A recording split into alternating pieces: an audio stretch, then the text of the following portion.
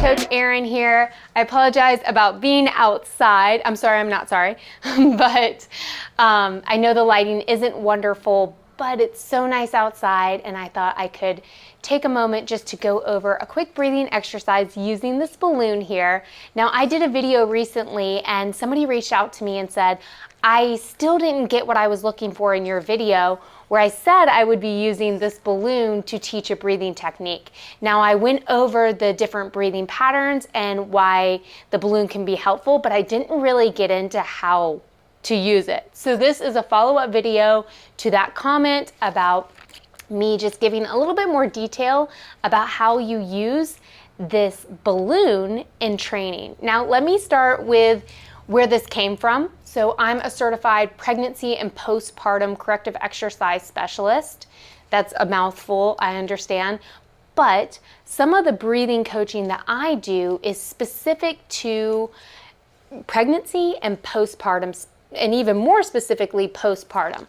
So when we're talking about going through pregnancy, we know that it really does influence the pelvic floor. You can be hypertonic, so over tight. You can have a really, really tight pelvic floor from, carrying the weight of the baby, but also labor in general. Even if you have a C-section, you can still have tight pelvic floor muscles. So sometimes we have tight and weak pelvic floor muscles, because usually a muscle that's tight is also weak, and that can be very difficult to recover from. And if those muscles are super tight, they're going to pull down on the organs internally, and that can create prolapse, or it can just leave you open to potentially having prolapse and prolapse symptoms. And then on top of that, so we have that hypertonic pelvic floor, tight pelvic floor muscles, or weak pelvic floor muscles. So these muscles are going to just need more strengthening. They're not tight. And really the only way you can know that, if you're not a trained professional, and I'm not trained specifically in this area to do internal work, is to meet with a pelvic floor physical therapist. So if you are having symptoms postpartum and even leaking symptoms, low back pain, heaviness in the pelvic floor, during or after pregnancy, you need to go see a pelvic floor physical therapist. Get some internal work done and let them tell you whether you're tight or whether you're just weak, because it's two different protocols for how we're going to manage that. And trust me, from somebody who has gone through a multiple organ prolapse myself after our second child, you do not want to go down that route. So be preventative. If you think you're having issues, get in there. And Kegels is not always the answer. I know I'm going off on a rampage here, but it is important before I introduce this balloon, and especially if you're a woman who's had children, it is important to have this conversation, because you can prolapse at any age postpartum. You can prolapse even if you haven't had children. It's a pressure management issue. It's about the tissue down there, and it's about the muscles down there. And so a prolapse is a type of herniation, just like men can have ab separation. They can have herniations in their core. Men and women both can have the herniations, prolapse in our low back. A disc can prolapse. So I think the conversation needs to be had. If you are having pain, if you're having breathing troubles, heaviness, pain during sex, not able to let out or pass gas, like issues with urinating, feeling like you have urgency, like all these types of things are connected to some type of pelvic floor dysfunction usually, and obviously women are just more susceptible to have this. So before we start using this balloon, that is my, disclaimer and conversation that I want you to have, because if you start using this balloon and you do have a really weak pelvic floor, or you're close to prolapse, or even if you have a really tight pelvic floor and you're close to prolapse, it's just going to make the symptoms a lot worse. So I definitely don't want to cause any more injury in using this tool. Now this tool, and you might need to go back and see the first video, I'll link it, I'll put it in the description below so you have the link. But I go over the breathing patterns, what I'm looking for, what a 360-degree breathing pattern is, and why the inhale is really important for you to be able to exhale in the correct pattern. So just a quick overview. If you are inhaling, using your neck and shoulders in a shallow breathing pattern, which really does happen to anybody who's feeling stress, but also more women because we've carried a child and our diaphragm moves up, our ribs expand out, and we get a little bit more stuck in this short, shallow breathing pattern.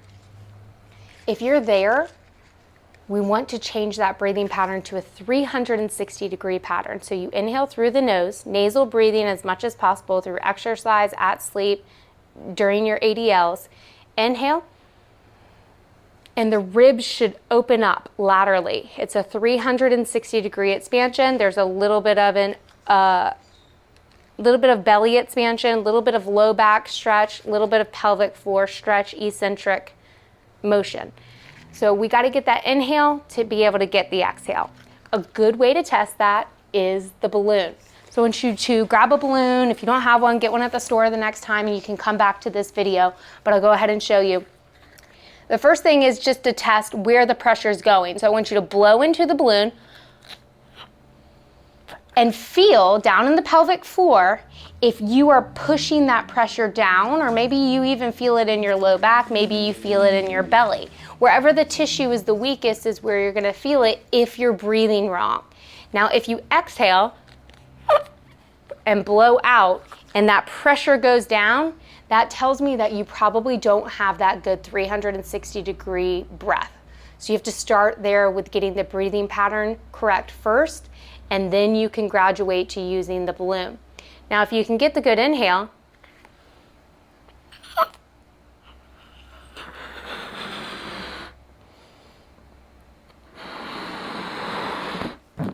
so I just did one. You can focus on that nasal inhale, 360 degrees, exhale, draw up from the pelvic floor, and the belly comes in, the ribs come down. This is going to be a nice breathing and exhaling type of motion. So you create intra-abdominal pressure on the inhale, and you actually can learn how to breathe and brace on the exhale using this balloon. Now you have to try a few breaths.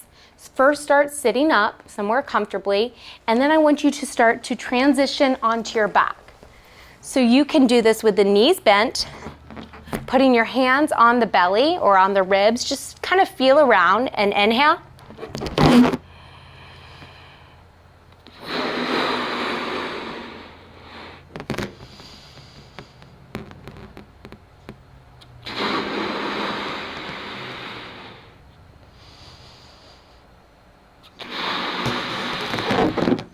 Keep going. If you have to let out some air and continue on, that's fine. What you want to feel is an inhale, 360-degree expansion. It's usually pretty easy to feel with this tool. You'll be surprised how much this can help. You'll feel that stretch on the pelvic floor on the inhale. Then when you exhale, you should feel from the bottom up. So exhale, pelvic floor pulls up first, and then we kind of draw our belly in, pull our ribs down. So it's an inhale, expand, exhale, draw up, and you just keep training that. You keep training that motion, and what you want to be, this is my favorite part, what you want to be aware of is the breathing pattern. You're using this balloon here to train your breathing pattern to make sure that you don't blow, exhale, and bear down. Because if you exhale, bear down, you might be one of those people that leaks when they cough or when they sneeze or when they jump.